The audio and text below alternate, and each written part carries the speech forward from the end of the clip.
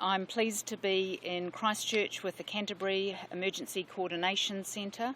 It's an opportunity to hear the latest operational information before later in the day doing a visit out to the affected communities in Waio, Mount Lyford and Kaikoura. The response continues to make good progress, and the planned convoy of residents leaving Kaikoura later today is just one example of this. The team here in the Emergency Coordination Centre, as well as in the affected areas, are providing a massive amount of effort towards supporting those affected communities and ensuring they have everything they need. Today with me, I'll be handing over to Neville Riley, the Group Controller, to provide an update on the operational arrangements and what's happening on the ground. And I also have Dr. Jill Jolly from GNS to provide you with an update. So to start with, I'll hand over to Neville Riley, Group Controller. Thank you, Sarah. Firstly, I just want to acknowledge the deaths, and sympathies go out to the families of those who have been affected by this earthquake. And just remember that on day one, we were confronted with a situation where there was no communications, no electricity and no water, and a lot of shocked people in Kaikoura and parts of Huranui. So that was very much our priority, the safety of people, getting them some shelter, some food and some water. We had tremendous support from the Takahanga marae in Kaikoura and some other marae throughout Canterbury. And with the support of the New Zealand Defence Force, we were able to get a lot of people out who didn't need to be in Kaikoura, and to get some urgent supplies in, food and water and assistance with getting the communications up and running again. Now, of course, in Huranui, there are many people there affected in the same way. There are parts of Huranui that had no electricity and no water. So that's been our priority. We've now reached the stage where everybody is safe, and we are looking at getting the final group of people who don't want to be in Kaikoura at this stage to get them out. And so we are working with the authorities, the New Zealand Transport Authority, Huranui District Council and Kaikoura District Council, at putting some arrangements in place where we can get some vehicles driving out of Kaikoura. I should just mention the staff that we've got. We've got a lot of people here helping us with this response, and in Kaikoura. It's a very small council, about 20 people. Emergency management is, of course, a core business of any council, but we've had to send a lot of support in to help them, and we've had a lot of support here to help us from Environment Canterbury, who are our first suppliers, but also from other councils throughout Canterbury and throughout New Zealand. So it's been very much a cooperative effort. And, of course, we're looking forward to the new precinct that we'll be moving into it, which would just have made this a lot easier, a lot more functional than what we're working in our temporary facilities at the moment. So I'd be happy to take any questions. Yesterday's urgent warning from the West Coast, how did that happen? Look, I think that would be better for Sarah to talk about that. Do you have any questions for Anything on the Kaikoura Huranui? People in Kaikoura are obviously still reliant on the army to get all the rest of the supplies through. Do we have a timeline on when we think the inland road might be open to commercial vehicles? Look, we're talking to the authorities now. It's really a matter for New Zealand Transport Authority and their contractors. What we need to do is be reassured of the safety of the road, and that's the geotechnical, the hazards around it. So we've got to check on that. And also, of course, that we've got priority for the New Zealand Defence Force convoys. We've got about 20 to 30 trucks going up each day with urgent supplies. But I'm confident that we really are moving into a position where we can get that road up and running again for traffic, because what we've got to do, of course, is get the businesses supported, so getting vehicles up to support businesses. Will it be up and running by this afternoon? Look, I can't say that, I just can't answer, but we're certainly working with authorities to get it as quickly as possible. What are some of the biggest hold-ups with getting that road open? There are about 3 or 4 spots where there are major hazards. It depends a bit on the weather. There's been a bit of rain today. That can affect the slips. Parts of the road up above it have got pretty fragile bits of soil that can come down. There are also slips on the side. So it's just a matter of ensuring the safety of it, that the contractors are comfortable with the safety and they're comfortable with managing the road. And what have you been told about what's been done to make those slips safer? They are doing a lot of work. They've done a lot of work sluicing the soil out. and putting in temporary bits of gravel and things like that. So a lot of work has gone on. It is a much better road than it was 10 days ago. Are you able to estimate the number of people that would be up in that road working to get it open? No, look, I don't know. I know it's dozens. I wouldn't know the exact number, but there have been a lot of contractors up there. In terms of business support, we've heard some cases of businesses being unable to get supplies through on boats that had room for it. Are you happy that your chain of command is following what you want them to by stopping a lot of those businesses getting basics like flour through on ships? Look, we're very comfortable with the priority we've had. It's been food, it's been water, it's been essential supplies, the infrastructure, for example, in Kaikoura, the sewerage is down. There has been urgent requirement to get equipment to get the electricity up again. There has not been space for business to support businesses, and we support businesses as best we can.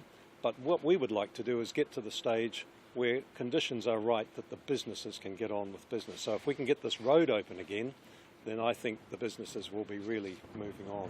So as you say, now that people are safe, will those channels now be open to businesses? Yes, well, certainly at the earliest opportunity, the idea is to have that road open to people going to support businesses. But I can't give you that commitment today. And what about the shipping routes? Look, shipping, I don't know. There's been damage to the coastline, as you know.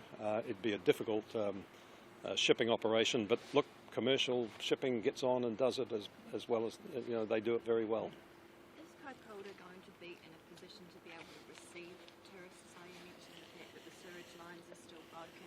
I know it's a hard thing to put a time frame on, but a rough estimate of when you think those types of infrastructure will be back up and running? No, look, that would be a hard one for me to answer. I mean, certainly I know that a lot of those businesses rely on tourists. I know a lot of people are working hard at getting a road to the state that tourists can get up there again, but I really think it's just a little bit early for me to think about that. What's the latest on those dams that have formed over some of the creeks and rivers? We heard the evacuation of Goose Bay. They're worried about the rain, maybe filling up that dam. What's the latest there?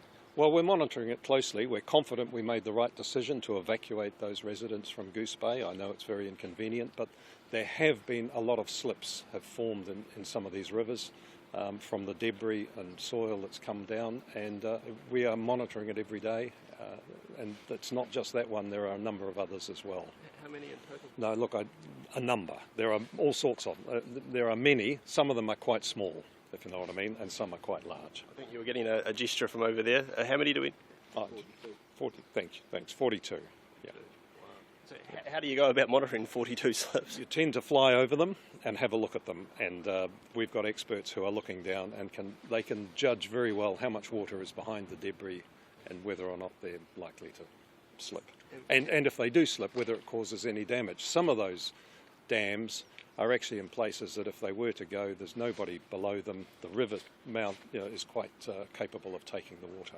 And we've had a bit of rain overnight. Is that having an impact? It could do. We've yet to check that out, and that's one of the things we do. Normally, before we set the Army convoy off, people have a look at the conditions of the road and the conditions of those dams. Would you like to do an update, Jill? Sure. Yeah. I think the first thing to say is to acknowledge that since the magnitude 7.8 earthquake, there's a lot of anxiety around the ongoing aftershock sequence. Just to explain a little bit about what we do and where the forecasts are at the moment. So I have a team of statistical seismologists who look at the aftershocks and how many there are and how big they are through time, and then to use that information, compare it with international models to try and get an estimate of what the likely probabilities are going forwards, and they can do that over a 30-day time frame, a 7-day time frame, whatever time frame that we look at. So as you're aware, over the last couple of weeks the number of aftershocks has been decreasing, so the probability of a larger aftershock has been decreasing as well. At the moment the number of aftershocks is on the low side, but there's a lot of uncertainty associated with the number of aftershocks that we see in any sequence like this. But there's been a big rupture in the Earth's surface, and that leads to these aftershocks as we relieve tension around where that rupture occurred.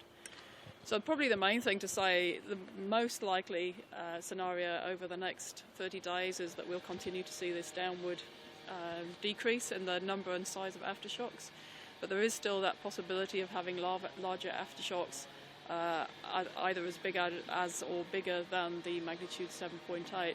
That's extremely likely, very, very unlikely that will happen, but it has increased over the likelihood over the period before the earthquake occurred. So we're working constantly to update these forecasts, and at the moment we're putting out these forecasts every couple of days, and we'll continue to do that as long as we need them. Just to kind of re-emphasise that we are doing the same thing for the Christchurch aftershock sequence still, to see how that's tracking through time. So that's just a part of the work that we're doing to try and inform the recovery process. Heard Kelvin Berryman say that we haven't had enough aftershocks. Can you explain that? Yeah, so in any aftershock sequence there's going to be an uncertainty band. We can look at what happens internationally at other ruptures like this. For this aftershock sequence it does seem to be a little bit light, so there's going to be a level of uncertainty, and we're at the lower band of that uncertainty at the moment. We don't know what that means. We're trying to understand that. Maybe there's such a big rupture that it's actually relieved a lot of the stress, and there might not be another large aftershock. We really don't know. That's a lot to understand, and we're working actively on the data to understand that. Does that heighten the chances of a large aftershock, or not really? Not really, no. I mean, basically what we're trying to do is look at the whole aftershock sequence as a whole. There will be little blips. We can expect larger aftershocks than the ones that we've had, but we really don't know. We can't say for certain. We're talking probabilities rather than certainties. And what's the upper band of those aftershocks? How large would they be potentially? Within any sequence, you can have a range. So a good example would be, say, the 1931 Hawke's Bay sequence, where there was a 7.8 earthquake, and then within a couple of weeks there was a 7.3. That's one example, but there are many, many examples around the world of how this kind of aftershock sequence can play out. Just your name and position. Jill Jolly, Director of Natural Hazards at GNS Sites. Is it Jolly, Jolley? Why? So any other questions for any of us? Yeah, before about the Yes. the urgent warning from the West Coast yesterday. How did that happen? Sorry, Mum. So that'll be a matter for the West Coast Regional Council to address, and I have full confidence that Michael Meehan, as the Chief Executive of the West Coast Regional Council, will be addressing the issue and looking into what occurred. Was there anything in that release that wasn't, from your perspective, factually correct? There was a lot in the release that was not factually correct. So GNS Science are the providers of the science advice, and that whilst our framework in New Zealand for civil defence emergency management is based on act local, coordinate regionally and support nationally, there is a need to ensure that public information is consistent and coordinated, which is why I'm looking for the Chief Executive of the West Coast Regional Council to ensure that this doesn't happen again.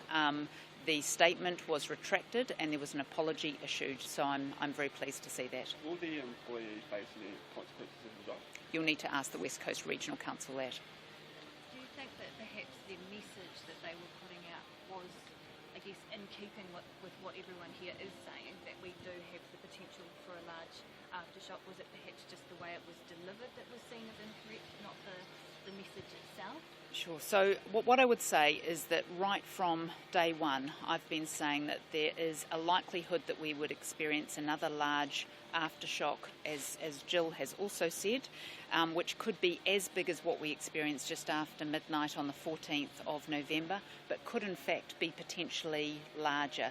So the message is that people should make sure that they know what to do, which is that if an earthquake is so long that is rolling for more than a minute, or so strong that people find it difficult to stand up, that if they're near the coastline they should immediately evacuate inland or get to higher ground.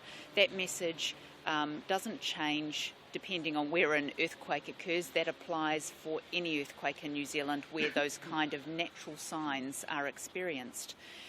What was important was making sure that people understood that the science advice wasn't there about the Alpine fault, and we just wanted to make sure that there was a consistency about the earthquake that occurred in Kaikoura, and the fact that what we're talking about is the the aftershock sequence related to that, rather than any changes in any other fault lines around the country. That's not something that GNS has advised us about. So basically what you're saying is the Alpine fault isn't a central focus or concern as a result of these cold earthquakes. Would you like to? Yeah, absolutely. So when an earthquake like this happens, there needs to be an amount of adjustment on the faults closest to it, and inevitably, if you've seen our maps on the website, that the higher probability of any kind of further aftershock activity is very close to where the initial ruptures took place.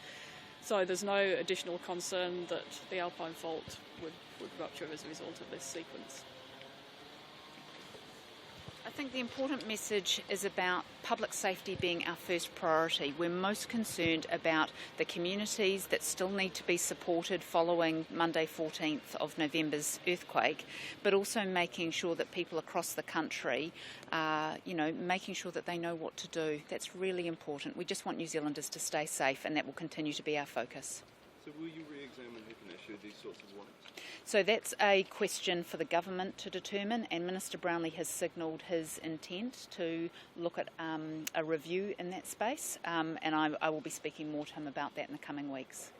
This one release aside, have you been fairly happy with the communication channels throughout the last 2 weeks? I think what we've seen is a massive collective effort across civil defence emergency management groups, so that's at the regional level, down to the local authority level, but across the emergency services, Lifeline Utilities, New Zealand Defence Force, and all of the non-governmental organisations that are assisting. So this is a massive effort in trying to work together for a common outcome, which is supporting those New Zealanders that need it. There will always be challenges when you have so many people involved to make sure that those messages remain consistent, but we're working very hard on that and continuing to provide regular information to the media as well as to those communities to have the latest information. Last question, Ron. So basically, just to confirm, that message that came out of the West Coast last night, that was never checked off by headquarters, that was strictly from them? That's correct. The media release came from the West Coast and it has been retracted and there's been an apology issued. Thank you. Thanks so much. Cheers.